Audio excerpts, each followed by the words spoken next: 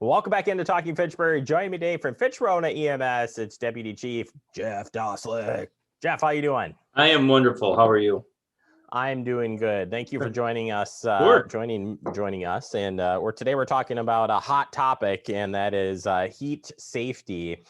So far this year, we've gotten a taste, a dose of whatever you want to call it, baked with this heat, and we've got a lot of graduation stuff going on. Big graduation happening this upcoming weekend.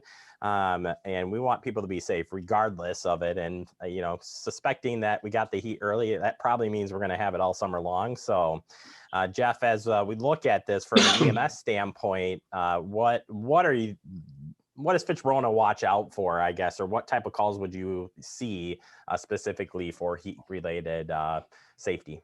Sure. So we're always on guard when, we know the heat indexes are going to get up into the high 80s, 90s, sometimes 100. I don't know that we've reached 100 yet, but certainly there's a potential for that in the next, week or so. So we just want people to be safe, want people to think about what they're doing, and that heat exhaustion and heat stroke and heat cramps can come on rather quickly, especially if you're not really paying attention to what you're doing. The elderly and your daughter popped in the back. That's awesome.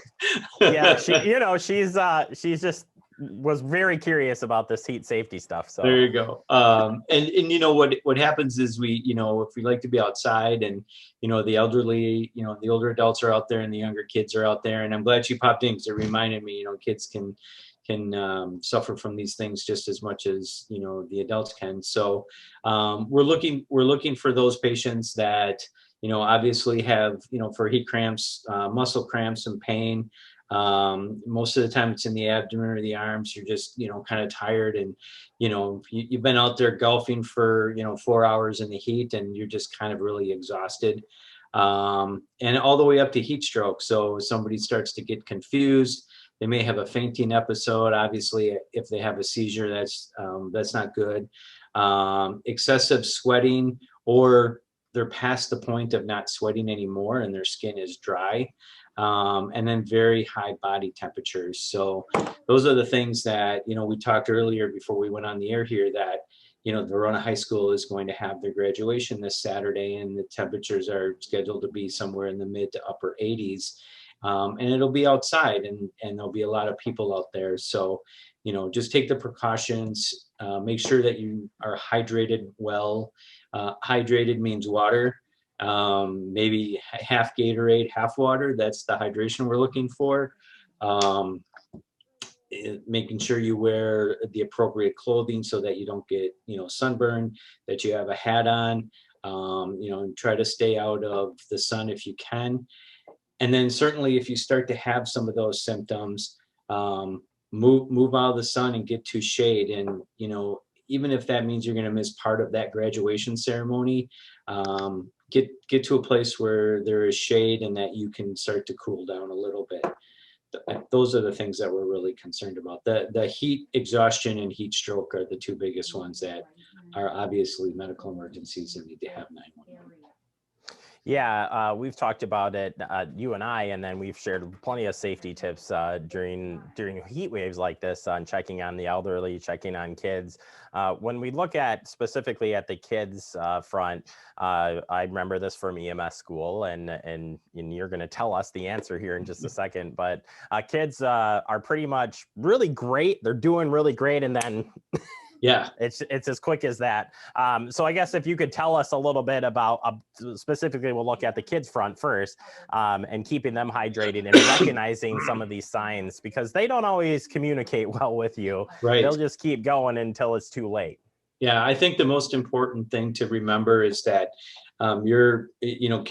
kids are good decision makers on some aspects, but when it comes to, I want to be outside and I want to play in the playground and I want to go to the pool, or I want to be out in the sprinkler, and while some of that stuff does cool you off, just being out in the sun and playing, they don't always recognize the danger that's out there. So that's why we have adults to help us, help those kids recognize that stuff. And when it comes to kids, try to set some limits as to how long you're going to be outside. So obviously, we talk about things like hats and sunscreens, and, kids can wear the long sleeve cool shirts that, that you can wear like out at the beach. But really just kind of put a time frame on, we're going to be outside for a half an hour or, 45 minutes, and then pull them back inside. Watch again for those same signs and symptoms that you might see as an adult. So if the kid all of a sudden is now becoming a little bit more lethargic, or worse, they have a seizure or are unresponsive, those are the types of things that you want to pull them in and make sure you get medical help on. But yeah, they do decompensate. They do decompensate rather quickly, and the same for the elderly. Fortunately, the elderly are, they can make those decisions and know what's best for them. But we also, sorry. Transfer, Charlie level 56 State Highway 69. The other thing is that, as you're checking on your neighbors, not everybody has an air conditioning, in their apartment, or they might not have fans. And if you have neighbors that don't have those things, then make a plan with them that you're going to check on them, or they can make sure they have loved ones they can contact, and make sure that they're safe as well with water and stuff, that they can stay hydrated. In the event that, let's say the power goes out because they have a power surge in the grid or whatever, that there's some sort of plan in place to help them. All right, final question for you, Jeff. If you are at graduation, you're out this week outdoors, and you do come across somebody or somebody starting to be weird, that initial first aid for somebody, and again, they may have passed out or whatever. They're past to the point of, they need to call 911 and get that help. But in the meantime, while they're waiting for you folks to show up and take care of the patient, what would you recommend, at least in the heat related? You might not even know it's heat related, but right. Based on what we potentially could see during these heat waves, what would you recommend folks do until help arrives? First and foremost, get them into a place of shade. Start to cool them down. Get some ice, put the ice in the axillaries, in the groin area, around the neck, to try and cool them off. If they're able to take some water, try to get them hydrated. I wouldn't make them drink, 1,000, a liter of fluid right away, but try to get them rehydrated. If you have a place where you can have fans to blow on them, then try to get something to do with fans. Loosen any of the clothing they might have around them, and make sure that somebody's called 911. They may be fine and don't need to go to the hospital, but anybody that has a heat stroke emergency where dry skin and they're not sweating anymore, those people need to be evaluated in the hospital and get rehydrated appropriately.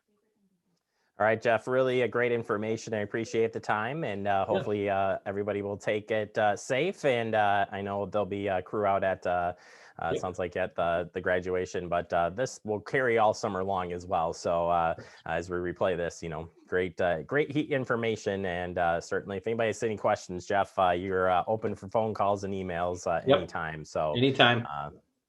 Because I know I call him all the time. So he's pretty good at answering. I don't know why he keeps picking it up when I'm calling, but he's a good guy. So, and we'll get this on our Facebook page. We'll try to get some other information on there as we go along, and certainly email or phone calls are always appropriate. All right, Jeff. Thank you so much, and stay safe out there. Thanks. You too. Have a good day. You as well, Jeff Dostalek, Fitch-Rona EMS. Again, check the website and their Facebook page for the latest information. And of course, stay safe out there, everybody. Take a quick break. More to come. You're watching Talking Fitchburg.